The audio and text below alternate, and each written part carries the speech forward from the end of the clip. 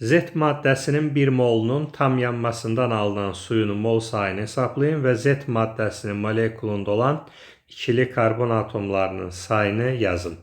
Würz reaksiyasında alkil halogenitlərdəki radikallar fərqli olarsa 3 müxtəlif maddə alınır. Yəni X radikalının X ilə, Y radikalının Y ilə və X radikalının Y-dən birləşməsindən ibarət 3 fərqli maddə alınır. XX, YY və XY.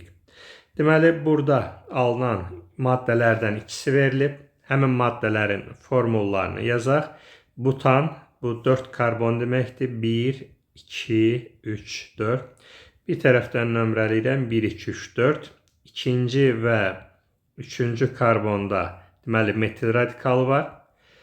Karbohidrogenlərdə karbonun valentliyi həmişə 4 olmalıdır. Ona görə hidrogenləri əlavə eləyək. CH3, CH, CH, CH3. İndi ikinci maddənin formulunu yazaq. Burada pentan, bu 5 karbondur. 1, 2, 3, 4, 5. 1, 2, 3, 4, 5 nömrələdim. İkinci və üçüncü karbonda metil var. CH3, CH3. Burada da karbonun valentliyinin 4 olması üçün, yəni 4-ə tamamlanması üçün hidrogenləri əlavə eləyək. CH3, CH, CH, CH2, CH3. Bax, bu bizim birinci maddəmiz. 2 eyni bərabər hissəyə bölünə bilər. Deməli, bu 2 eyni ya XX ya da XY radikalından ibarətdir. Bu isə artıq fərqli, yəni XY radikallarından ibarət bir maddə kimi baxa bilərik. Məsələn, bura X, bura Y desək, deməli, bu maddəmiz 2X-dən ibarətdir. Deməli, 2X olan var, XY olan var. Deməli, bizim Z maddəmiz YY birləşməsi olmuş olacaq.